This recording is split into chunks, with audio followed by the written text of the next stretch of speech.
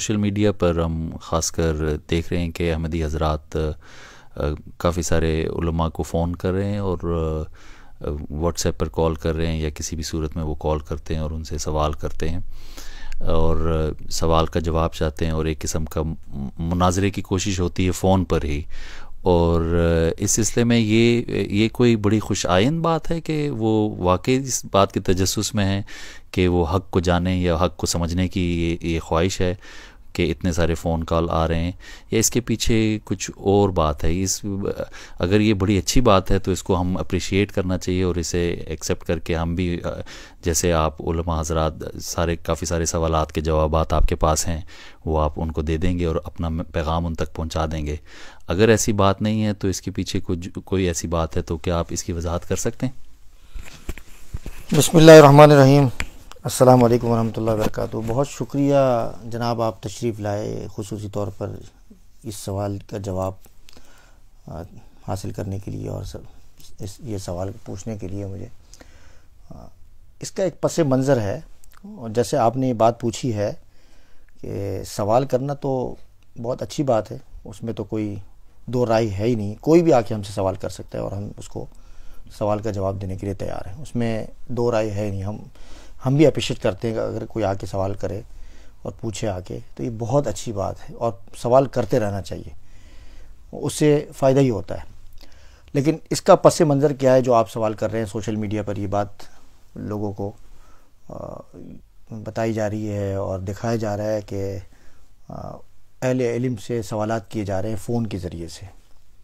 ذریعے سے اسپیشلی. اس کا پس منظر کیا ہے؟ اس کا پس منظر یہ ہے کہ جتنی جدت سوشل میڈیا کی اب اس وقت آپ دیکھ رہے ہیں, پہلے یہ اتنی جدت نہیں تھی, ذرائع ابلاغ محدود تھے, یوٹیوب کے حد تک تھے, اس سے زیادہ نہیں گئے تھے. ذرائع ابلاغ میں بہت زیادہ یعنی جدت بھی آئی ہے اور اس کا جو دائرہ ہے بہت وسیع ہو گیا ہے. تو جس زمانے میں اس کا دائرہ محدود تھا تو یہ مرزا غلام احمد قادیانی کے ماننے والے کیا کرتے تھے کہ مرزا غلام احمد قادیانی کے دعوے سے پہلے والی جو زندگی ہے یا دعوے سے پہلے والی جو تحریریں ہیں وہ لوگوں کو پیش کرتے تھے, دکھاتے تھے,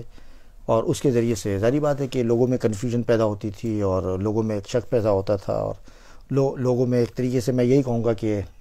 لوگوں کو دھوکہ دیا جاتا تھا. جب یہ سوشل میڈیا ذرا ایکٹیو ہوا اور اس کا دائرہ ذرا وسیع ہوا تو جب لوگوں کو علم ہوا کہ یہ اس طرح کی تحریریں پیش کی جا رہی ہے لیکن تصویر کا جو دوسرا رخ ہے وہ لوگوں کے سامنے پیش نہیں کیا جا رہا, تو ظاہری بات ہے کہ اس میں علماء کا بھی بہت کردار ہے اور دیگر جو سوشل ایکٹیو ہیں ان کا بھی بہت بڑا کردار ہے کہ انہوں نے مرزا غلام احمد قادیانی کی جو کتابوں کا جو مجموعہ ہے جسے روحانی خزائن کہتے ہیں, وہ تمام تحریریں اور اصل تحریریں جو ان کی اپنی ویب سائٹ پر موجود ہے ان تحریروں کو منظر عام پر لے کر آئے اور اس کے اصل جو اسکینز ہیں اور اصل کتابوں کی جو حوالہ جات ہیں وہ لگانا شروع کیے. اب جب لگانا شروع کیے, اب جب تصویر کا دوسرا رخ آنے لگا, مرزا غلام احمد قادیانی کے دعویٰ جات اور اس کی جو انبیاء علیہ الصلوۃ والسلام کی شان میں گستاخیاں ہیں اور خصوصاً حضرت عیسیٰ علیہ الصلوۃ والسلام اور پھر اس کے بڑے دعوے, خدائی کے دعوے اور پھر محمد رسول اللہ ہونے کا دعویٰ, تو یہ ساری اسکینز جب آنے لگے, اصل کتابیں آنے لگی اور ان کی اپنی ویب سائٹ پر یہ ساری چیزیں موجود ہیں. خدائی کا دعویٰ, تو یہ سب ساری چیزیں آنے لگی تو اب یہ ہو گئے بکلاہٹ کا شکار, اور پھر ان کے اپنے لوگوں میں چمی گوئیاں ہونے لگی کہ بھئی یہ کیا ہو رہا ہے, مطمئن تو کرنا ہوتا ہے ان کو. تو جب ظاہری بات ہے کہ جب یہ چیز لوگوں کے سامنے آئی, ان کے سامنے آئی, تو اب ان کو مطمئن کرنا تھا. انہوں نے کیا طریقہ اختیار کیا کہ اب انہوں نے پھر جا کے علماء اکرام کو فون کا سلسلہ شروع کیا. کبھی ہندوستان فون کر دیا, کبھی بنگلہ دیش فون کر دیا, کبھی پاکستان فون کر دیا, کبھی ساؤتھ افریقہ کر دیا. مختلف جو خاص طور پر اہل علم میں وہ حضرات جو خصوصاً معروف و مشہور ہیں سوشل میڈیا میں, ان کا نام ہے, ان کو فون کر کے اور ان سے سوالات کرنا. اب سامنے والے جو عام طور پر پوچھتا تو نہیں ہے کہ بھئی آپ کا کیا مذہب ہے, کیا تعلق ہے آپ کا, کس جماعت سے تعلق ہے. انہوں نے سوال کا جواب دینا شروع کیا اور بڑے اچھے طریقے سے دلائل کے ساتھ, قرآن و حدیث کے دلائل کے ساتھ ان کو سمجھانے کی کوشش کی. تو وہ انہوں نے پھر آگے سے بحث کر کے اپنے طور پر ان دلائل کو یہ لوگوں کے سامنے شو کرنے کے لیے کہ بھئی ہمارے پاس دلائل ہے اور ان کے پاس دلائل نہیں ہے. اور پھر اس کے بعد انہوں نے کیا کہ فون کال، ظاہری بات ہے بحث ختم ہوئی اور فون بند کر دیا، اور اس کے بعد انہوں نے اس بکلاہٹ کو اس طرح انہوں نے دور کرنے کی کوشش کی کہ کٹ پیسٹ کر کے ایڈٹ کر کے وہ من پسند باتیں جو انہوں نے ریکارڈ کی، ٹھیک ہے، ایک تو یہ بغیر بتائے کسی کی بات ریکارڈ کرنا ایک طریقے سے قانوناً بھی جرم ہے، ٹھیک ہے، اور پھر ساتھ ساتھ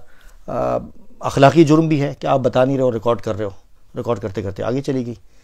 تو یہ ایک طریقہ انہوں نے اختیار کیا. تو یہ طریقہ جب اختیار کیا، جب منظر عام پر تو لوگوں کو علم ہوا کہ بھی یہ کیا معاملہ ہے، ان کو بھی پتہ چلا. تو اصل حقیقت جو یہ جو معاملہ ریکارڈنگز آنے کا اور فون کرنے کا، ان کا مقصد یہ ہے کہ لوگوں کو یہ دکھانا چاہ رہے ہیں یہ ایڈٹ کر کے کہ یہ جو علماء اکرام کو جن کو فون کیا جا رہا ہے ان کے پاس دلائل نہیں ہیں اور یہ علماء اکرام ہمارے سوالوں کے جوابات نہیں دیتے. تو ظاہری بات ہے کہ